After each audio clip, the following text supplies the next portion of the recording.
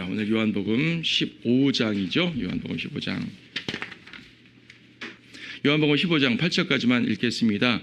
나는 참 포도나무여 나의 아버지는 농부시라. 내 안에서 열매를 맺지 못하는 가지마다 그분께서 제거해 버리시고 열매를 맺는 가지마다 정결케 하시어 더 많은 열매를 맺게 하시느니라. 이제 너희는 내가 너희에게 일러준 말을 통하여 깨끗해졌느니라. 내 안에 거하라.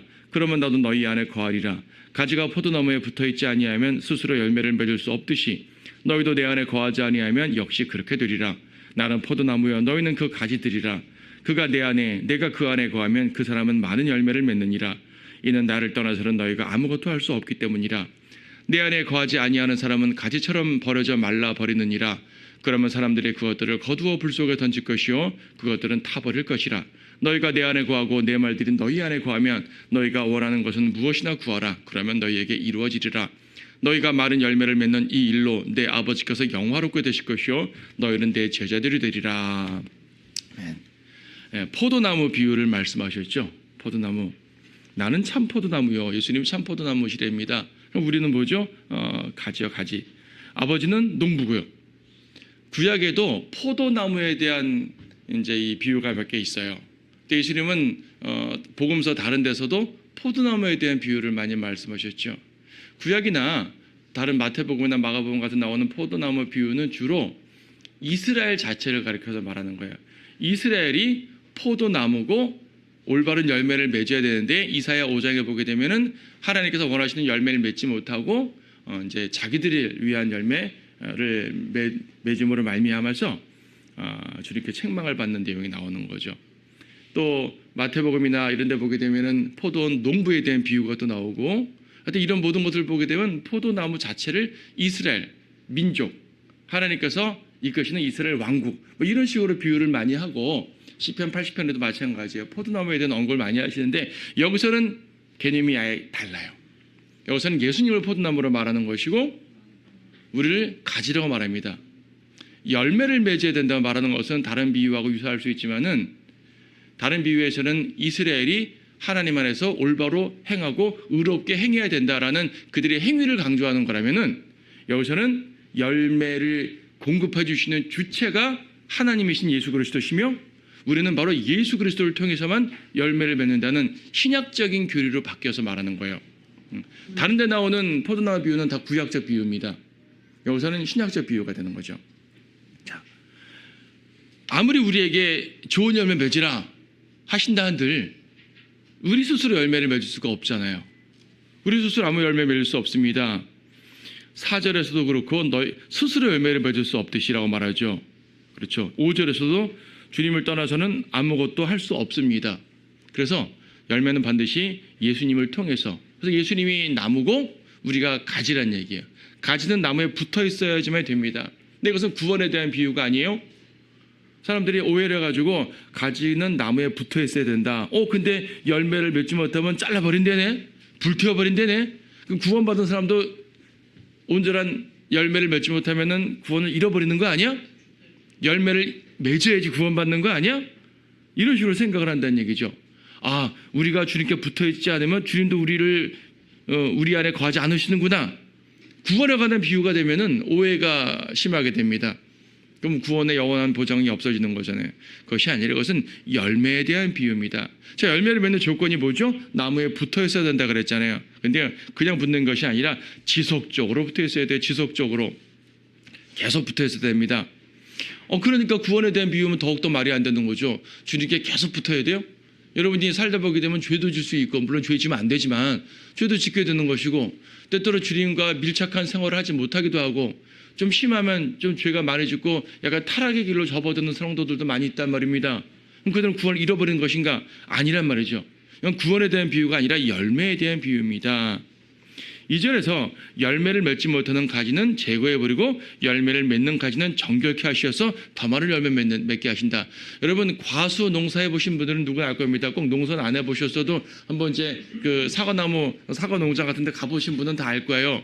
보면은요 농부들이 가지치기를 해요. 가지치기 하는 목적은 뭐냐면은 보니까 좀 이렇게 너무 허술하고 쓸모없는 것들은 잘라버리고 좀 튼실한 가지들은 좀 육성을 시키는 거죠. 육성을 시키는 거예요. 깨끗해가지고 깨끗게 한다는 것이 뭐 이렇게 나무에 대해서는 뭐 닦는다는 개념보다도 육성시키는 거. 얘가 잘 할 수 있도록 다양하게 도와주는 거예요. 그거예요. 구원을 위한 비유가 아니라 구원을 잃어버린다는 말이 아니라 열매를 맺기 위한 기회를 잃어버리는 거예요. 주님을 위해 일할 기회를 잃어버리는 거예요.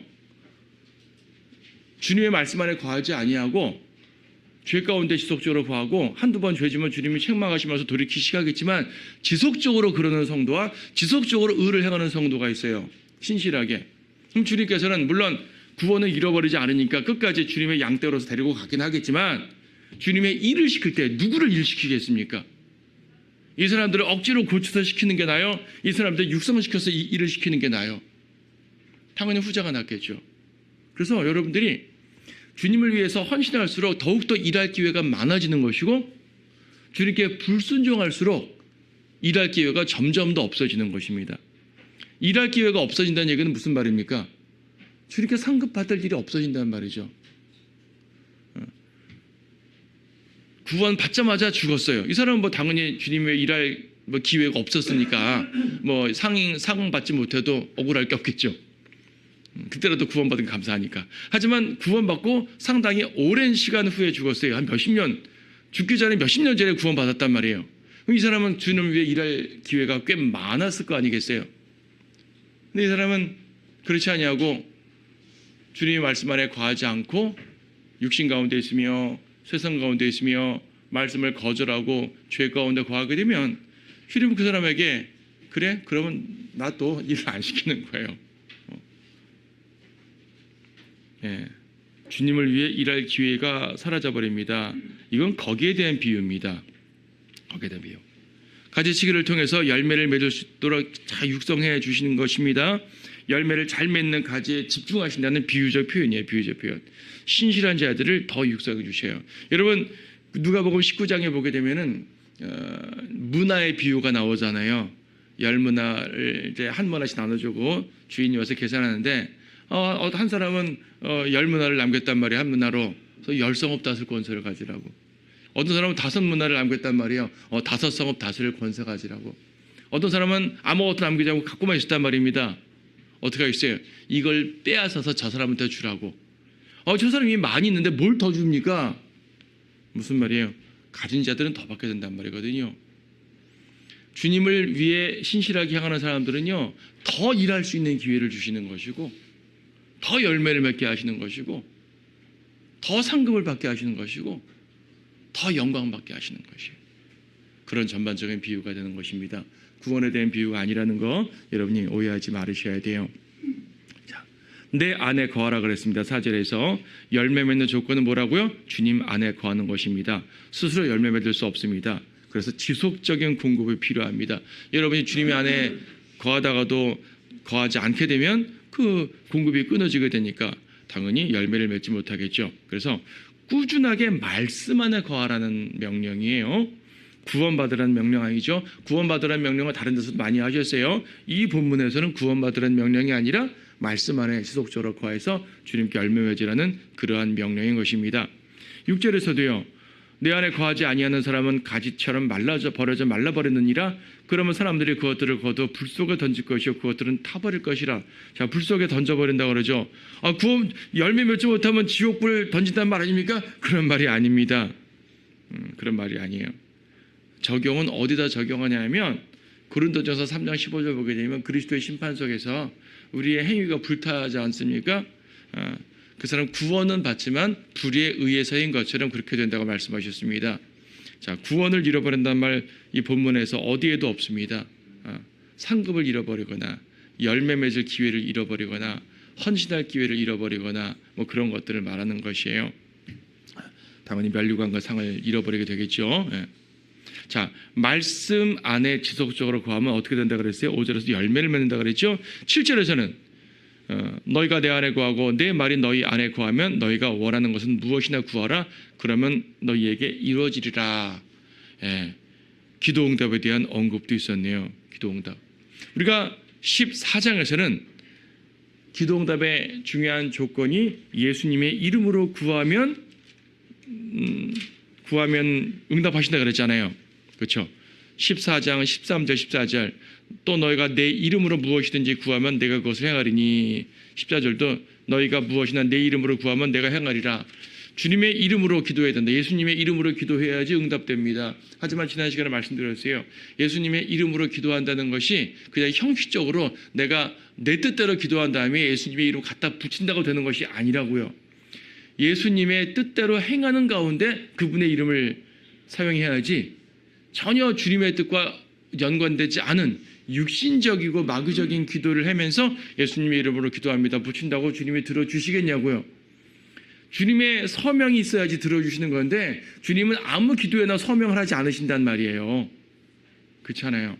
그래서 14장의 그 말씀을 15장에서 보완해 주시는 것입니다. 15장에서 지금 뭐라 그랬어요? 어떻게 하면 기도 응답 받는다 그랬어요? 열매를 맺어야지. 열매를 맺는 그 일로 영화롭게 되고 주님께서 영화롭게 되고 그렇지 아니 7절이야. 주님 말씀 안에 지속적으로 거해야지. 말씀 안에 지속적으로 거해야지 기도가 응답된다고 말하는 것입니다.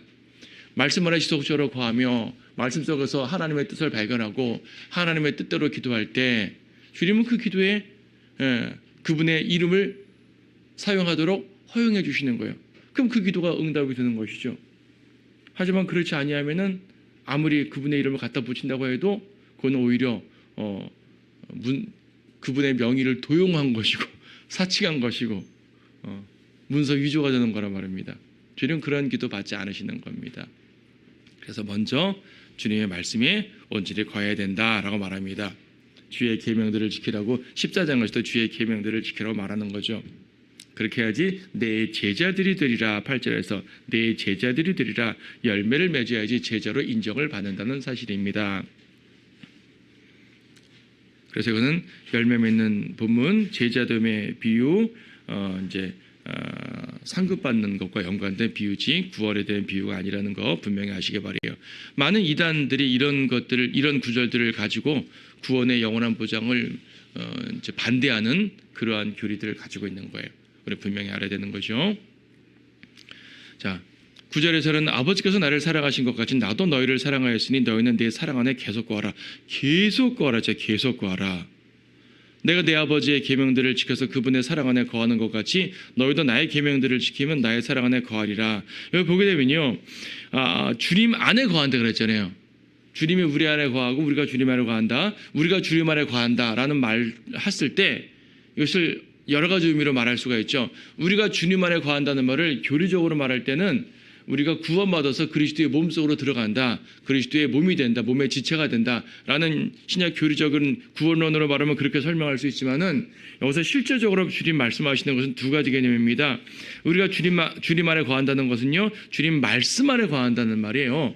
7절에 있는 것처럼 너희가 내 안에 거하고 내 말들이 너희 안에 거하면 주님의 말씀 안에 거해야지 현실적으로 주님 안에 거하는 삶을 사는 거란 말입니다.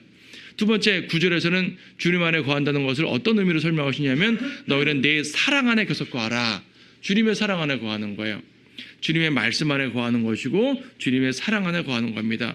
주님의 사랑 안에 거한다는 말은 또 무슨 말인고 하니 10절에서는 내가 내 아버지의 계명을 지켜서 그분의 사랑 안에 거하는 것처럼 예수님도 아버지의 계명을 지켜서 아버지 안에 아버지의 사랑 안에 거하는 거다 그죠. 그러니까 우리가 주님 안에 거하는 것도 주님의 계명을 지켜서 주님을 사랑하는 거하는 거죠. 아닌가 아니라 14장에서도 14장 21절도 나의 계명들을 가지고 그것들을 지키는 사람은 나를 사랑하는 사람이 그랬습니다. 우리가 주님께 말로만 주님 사랑합니다. 말로만 고백한다고 되는 것이 아니잖아요. 감상적인 찬송을 막 눈물 흘리면서 부르고 주님 사랑해요. 아무리 눈물 흘리면서 사랑한다고 말로 고백하면 뭐예요? 하나님의 말씀을 지속적으로 지키지 않고 말씀에 어긋나는 삶을 살게 되면 그 사람은 교회 와서는 은혜 받고 가지만 일주일 동안 살면서 전혀 말씀 안에 거하지 않는 삶을 살게 되면 그 사람은 주님의 제자라고 말할 수가 없는 거죠. 열매 맺는 삶이 아닌 것이고 주님의 사랑 안에 거하는 것이 아니라고 말했습니다. 주님께 온전한 사랑을 드려야 됩니다. 주님은 우리에게 그분의 온전한 사랑을 주셨어요. 주님이 우리에게 주신 온전한 사랑은 우리를 위해 죽어주신 것이었어요. 하지만 우리가 주님에게 온전한 사랑을 드릴 때 우리가 주님 위해서 죽을 수는 없잖아요. 물론 순교도 할 수 있는 것이고 주님 위해서 핍박도 받을 수 있는 것이고 십자가를 질 수도 있죠. 그 모든 것들이 주님을 사랑하는 우리의 고백이기도 하지만 그렇다고 우리가 주님 위해서 죽는다고 우리의 죽음으로 예수님을 구원하는 것도 아니잖아요. 우리의 죽음이 어떤 능력 있는 것이 아니란 말입니다. 그럼 우리가 주님을 사랑한다는 것이 뭐죠? 그분의 말씀을 지키는 거예요. 말씀을 하나하나 지켜나갈 때 십자가도 지는 것이고 핍박도 이겨나가는 것이고 말씀을 지키지 않으면서 나는 어떤 이렇게 박해자가 오게 되면 나는 목을 드러내고 과감하게 순교할 것이야. 그 옛날 순교들처럼 난 주님을 사랑하기 때문에 죽을 준비가 돼 있어. 평상시에 말씀을 순종하지 않으면서 그러면 그 말이 올바른 말이에요? 틀린 말이에요? 틀린 말이지 않아요. 그렇죠? 모든 것은 주님의 말씀을 지켜나가는 것이 가장 기본적인 토대가 되어야 됩니다.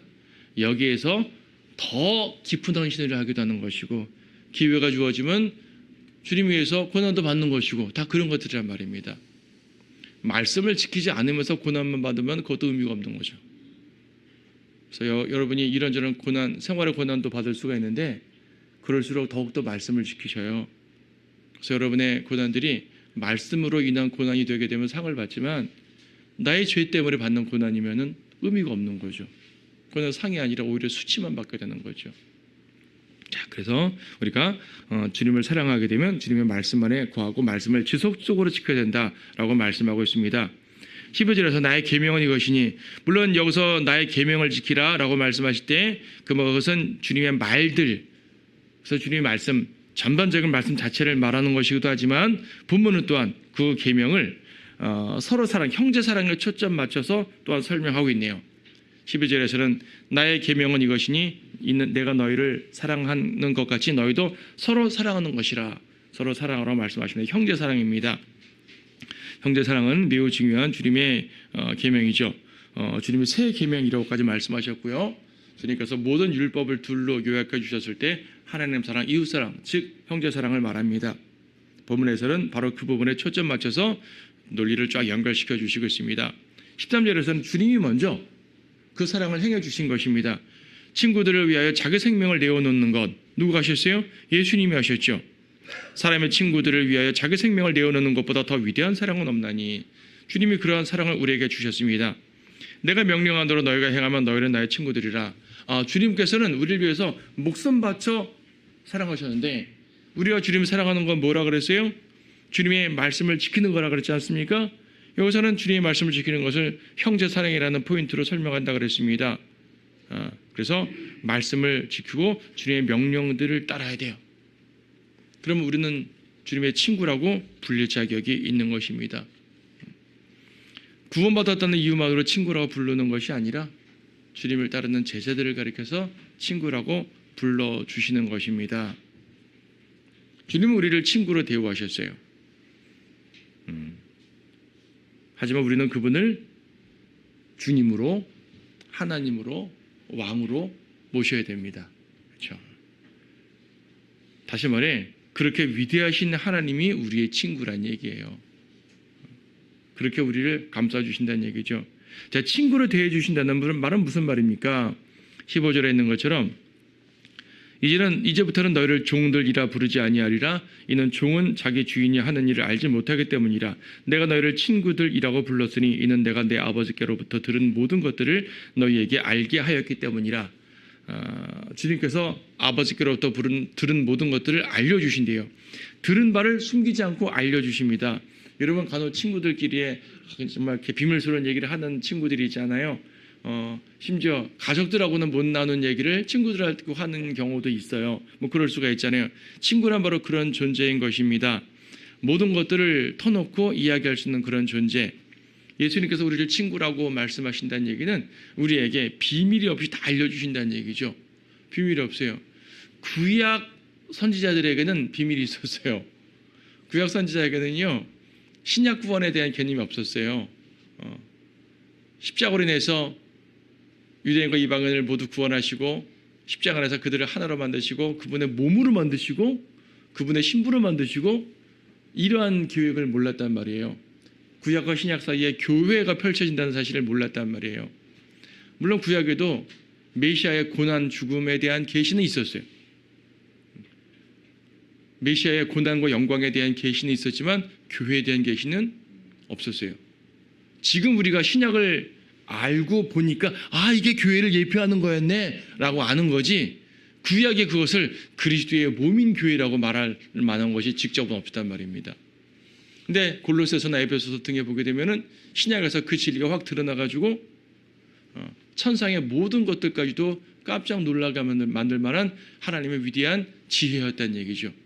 이것이 구약 선지자에게 숨겨 있었어요. 하지만 신약 성도들에게 숨겨진 건 아무것도 없어요. 다니엘서에 보게 되면 다니엘이 숨겨진 말들이 있다 그래요.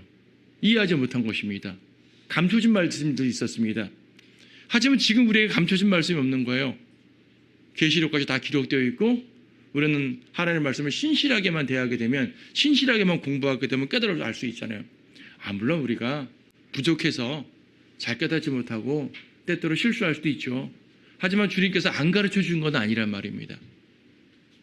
여러분의 구원과 주님을 위한 삶과 열매 맺음과 하늘에서의 보상과 천인왕국에서의 다스림과 주님의 재림에 관한 많은 교리들과 우리가 그런 가운데서 어떻게 말씀을 의지하고 살아야 되는 것인가, 교리적인 것과 실행적인 것들에 대한 모든 것들을 우리에게 신구약 성경 말씀을 통해서 알려주신 것입니다.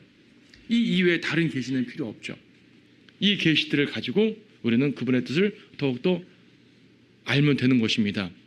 그래서 주님께서는 우리에게 모든 것들을 알려주신 것이에요. 특히 성령님을 우리 안에 보내주셔가지고 성경 말씀을 읽을 때 깨닫게 해주시잖아요. 여러분이 설교를 목사를 통해서 듣기도 하고 성경 교사를 통해서 공부를 하기도 하고 좋은 책들을 통해서 성경 공부를 하지만 그들은 모두 여러분이 영적 지식을 얻을 수 있도록 돕는 참조인일 뿐이지 진짜 스승은 누구셔요? 성령님이잖아요. 여러분 안에 계신 성령님이 진짜 스승이란 말입니다. 진짜 깨닫게 하시는 분. 그러므로 주님께서는 말씀도 주시고 성령님도 주셨어요. 우리에게 모든 것들을 알려주셨기 때문에 우리에게 친구라고 말씀해 주시는 것입니다. 모든 것들을 다 알려주시고 그가 그 뜻대로 행하신다고 말씀하셨습니다. 자, 그런데 또 우리에게는 친구가 되는 조건을 말씀하시는 거죠. 14절에서 아까 뭐라 그랬습니까? 주님의 명령대로 우리가 행해야지 주님의 친구로서 대우를 받는다고 말씀하셨습니다. 주님은 우리에게 친구처럼 모든 것들을 다 주셨는데 우리는 또 그에 대한 반응을 해야 되는 거죠. 우리는 명령대로 행해야 됩니다. 주님이 그분의 말씀을 통해서 명령해 주셨다면 우리는 그 말씀대로 그분의 뜻과 명령을 수행해야 되는 거죠. 특히 여기서는 서로 사랑한다는 개념이 강합니다. 서로 사랑만 주님의 명령 아닙니다. 주님의 명령은 말씀 자체가 주님의 명령입니다. 근데 여기서 본문이 서로 사랑 이런 포인트로 가고 있는 이 설교, 주님의 설교가 이 형제사랑 쪽으로 좀 몰아가고 계시는 거예요. 지금 앞에서는 열매에 대한 부분, 제자됨에 대한 설교를 쭉 하시다가 그 설교를 서로 사랑, 형제사랑 쪽으로 좀 몰고 가시는 것이에요. 왜 그러냐면은 18절부터 보는 것처럼 세상이 우리를 미워하기 때문이에요. 우리는 주님 안에 사랑받는 성도들이지만 세상 가운데는 미움받는 사람들입니다. 그래서 이제 서로 사랑한다는 것은 13장에도 나온 것처럼 제자됨의 표식이에요. 13장 35절에서 너희가 서로 사랑하면 이것으로 모든 사람이 너희가 나의 제자인 줄 알리라. 로마 시대에 가짜 사랑이 판치는 시대였었습니다. 로마 시대에 관련된 어떤 무슨 관련 문서들을 보게 되면요, 아주 추악해요. 탐욕이 절정에 달해 있고 권력욕이라든지 재물욕이라든지 욕심들, 특히 성적 타락이 얼마나 심했는지 몰라요. 가짜 사랑들이거든요. 가짜 사랑들. 가짜 사랑하면서 자기들은 사랑한대요. 근데 오늘날 그러잖아요. 오늘날 세상에 사랑이라는 말이 너무나 많이 만연되어 있지만 가짜 사랑들이 얼마나 많아요. 그런 가짜 사랑들이 많은 가운데 주님은 진짜 사랑을 말씀해 주신 것이거든요. 제자들이 예수님의 말씀에 따라 서로 사랑하는 모습을 봤을 때 로마인들은 무슨 저런 사랑을 해? 이상하다? 서로 희생을 하고 남을 위해서 모든 것들을 주고 무슨 저런 사랑을 해? 이상하게 생각하는 것입니다. 그래서 쟤들은 우리랑 다른 종족이야. 다른 종족이야. 저 사람들은 그리스도에 속했다네. 그래, 쟤들은 우리한테 속한 사람들이 아니야. 그리스도에 속한 사람들인 거야. 그래서 그리스도인이란 말이 붙은 거예요. 사도행전 11장 가서 그 이름이 붙었지 않습니까? 우리의 삶 자체가 세상과 다른 거예요. 당시 고대 로마에서는 그렇게 보였다고요. 정말 그리스도의 제자들은 우리랑 모든 게 다르구나. 그렇죠? 옛날 박해받았던 17세기 제16교도들은요, 당시 카톨릭이나 개혁주의자들한테 쟤들의 삶은 우리랑 다르구나, 뭔가 이상하구나, 참 이상한 사람들이야. 그래서 이단이라고 말까지 붙었던 것이거든요. 다른 삶을 보였단 말이죠.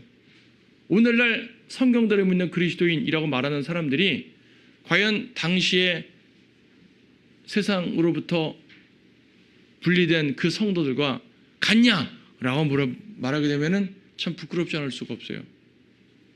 만약 그분들이 살아서 우리 앞에 있다면 뭐 이런 그리스도인이 다 있어? 라고 말할 정도의 삶들을 오늘날 소위 성경대로 믿는 사람들이라는 사람들이 쉽게 사는 것들을 많이 보게 됩니다. 교리는 우리가 그들보다 많이 알고 있는데 실행은 그렇지 못할 때가 많죠. 그런 모든 우리 삶들에 대한 주님은 경종을 올려주시는 것입니다. 우리에게 하나님 말씀을 올바로 행하라고, 우리는 주님께 속해 있는 사람이라고, 그래서 더욱더 사랑해야 돼, 서로 사랑해야 된다고 이런 말씀들을 해주시는 것이에요. 여기 16절에서 내가 너희를 너희가 나를 선택한 것이 아니요 내가 너희를 선택하여 임명하였나니라고 말씀하십니다. 이것 때문에 또 오해를 하는 거죠. 칼빈주의에서. 봐라, 우리가 주님 선택한 것이 아니라 주님이 우리를 선택한 거 아니냐. 맞아요, 주님 우리를 선택한 거 맞아요. 근데 보세요, 이 문맥이 뭘 말하는 거죠? 구원을 위한 선택을 말하는 것이 아니에요. 사람들은 이걸 다 구원의 문맥으로 본단 말이죠. 우리가는 구원받을 수 없는 존재인데 주님이 찾아와서 우리를 선택하셨다. 물론 우리는 우리 스스로 구원받을 수 없는 존재 맞죠. 주님이 먼저 찾아오신 거 맞죠. 주님이 먼저 찾아오셨어요. 하지만 주님이 콕 집어서 너는 내가 너 찾아갈 거야, 구원받아. 너 안 찾아갈 거야, 너 구원 못 받아. 이런 게 아니잖아요. 그렇죠? 주님께서는 십자가로 말미암아 모든 사람에게 찾아와 주신 거예요. 그거를 받아들이면 구원받는 것이고 받아들이지 않으면 구원받지 못하는 것이죠. 여기서는 콕 집어서 선택하셨다고 말씀하시는 거죠. 이건 구원에 대한 선택이 아니죠. 이런 문맥 안에 답이 있어요. 너희가 나를 선택한 것이 아니요 내가 너희를 선택하여 임명하였나니. 내가 너희를 선택하여 구원하였나니라고 되어 있습니까? 내가 너희를 선택하여 임명하였나니라고 그러죠. 임명이 뭐예요? 임명. 임명은요, 일을 시키기 위해서 부르시는 걸 말하는 거예요. 임명장 준다 그러죠. 임명장은 받으면 뭐예요? 국가에서 임명장 죄송합니다. 정부 각처에서 임명장 받으면 그 사람은 임명장 받고 그 일을 하는 거잖아요. 일을 하기 위한 것이 임명장인 거예요. 임명하는 겁니다. 일꾼으로 임명하는 걸 말하는 거죠. 일꾼으로 임명할 때 주님께서 선택하셨어요. 구약 선지자들 주님이 선택하셨잖아요. 지금도 여러 가지 일꾼들 주님 선택하십니다. 물론 보편적 개념으로는요, 우리가 주님께 헌신했을 때 나도 주님의 일을 하겠습니다, 헌신하여서 주님의 기회를 주시는 것도 맞지만, 우리가 여기 본문에 있는 것처럼 말씀 안에 지속적으로 거할 때 주님께서 너 일해, 주님의 특별한 일들을 시킨다는 사실입니다. 주님이 필요한 자들을 선택하셔요. 누가복음 6장에서는요 12제자를 선택하시다고 그러셨어요. 12제자뿐 아니라 수많은 제자들이 있어요. 주님을 따르는 더 많은 제자들이 있었지만 그 중에 12를 특별히 선임하셔서 그분의 일을 시키신 거예요. 그럼 주님께서 특별히 시키신 거잖아요. 나도 12제자에 포함시켜 주십시오. 안 돼요. 이미 주님 선택하셨으니까. 대신 다른 사람이 헌신하게 되면 오케이, 너에게 또 맞는 걸 시켜줄게 하실 거 아니겠어요. 사도 바울이 사도행전 9장에서 이 사람은 주님의 특별한 선택을 받으셨잖아요. 이방인과 유대인과 왕들과 총독들에게 복음을 전하기 위해서 내가 선택한 그릇이라 주님이 선택했다고 말씀하셨죠. 구원은 했단 말 아닙니다. 그 일을 위해 특별히 선택하신 거죠. 바울 시대에 수많은 사람들이 복음을 전했습니다. 이름 없이 빛도 없이 복음을 전파한 무수한 성도들이 당시 로마 사회에 많이 있었어요. 그런데 주님은 특별히 바울을 선택하셔가지고 경륜의 변화를 이끌 만한 위대한 일들을 이루어 주셨고요. 무엇보다 성경을 기록하게 하셨고요. 수많은 교회들을 세워서 신약교회의 모델들로 삼아 주셨고요. 신약교회를 알려주셨죠. 왜 나한테는 그런 거 안 알려주셨습니까? 베드로가 말하자면 왜 저한테는 안 알려주셨습니까? 따질 수 없잖아요. 베드로, 난 너에게 이런 일을 시켰어. 바울, 너에게는 이런 일을 시켰어. 주님의 의도죠. 주님의 의도죠. 굳이 토기장의 비유를 말하려면 여기에 적용해야 되는 것이에요. 주님의 의도대로 일을 시키신 것입니다. 우리가 헌신함으로써 주님의 일할 기회를 얻기 위해서 저도 주님 써주십시오. 제가 헌신합니다. 하는 건 참으로 좋은 자세고 훌륭한 자세고 그렇게 해야 됩니다. 하지만 쓰시는 거는 누가 쓰시는 거예요? 주님이 쓰시는 거예요. 여러분을 어떤 도구로 쓰실지는 주님께서 선택하여 임명하시는 것입니다. 이 말은 무슨 말인가 하니 나는 아무리 노력해도 쓰임받을 수 없구나. 그런 말이 아니라 주님께서 여러분을 어떠한 형태로 쓰신다고 하더라도 감사하고 순종하란 말이에요. 주님은 여러분들을 다양한 도구로 쓰십니다. 주님께는 도구가 많이 필요하거든요. 바울만 필요한 게 아니잖아요. 베드로만 필요한 게 아니잖아요. 그렇죠? 수많은 도구가 필요했습니다. 바나바도 필요했고요. 마가도 필요했고요. 아킬라와 프리스칼라도 필요했고요. 헤베도 필요했고요. 다 필요한 종들이에요. 여러분도 그 각자의 하나님의 부르신 가운데서 사용되시길 바라요. 다만 우리가 더욱더 하나님의 말씀 안에, 주님의 말씀 안에, 주님의 사랑 안에 온전히 거함으로 말미암아 주님이 주시는 열매 맺을 기회들을 놓치지 않고 신실하게 봉사하고 열매 맺는 우리 모두가 되기를 바랍니다.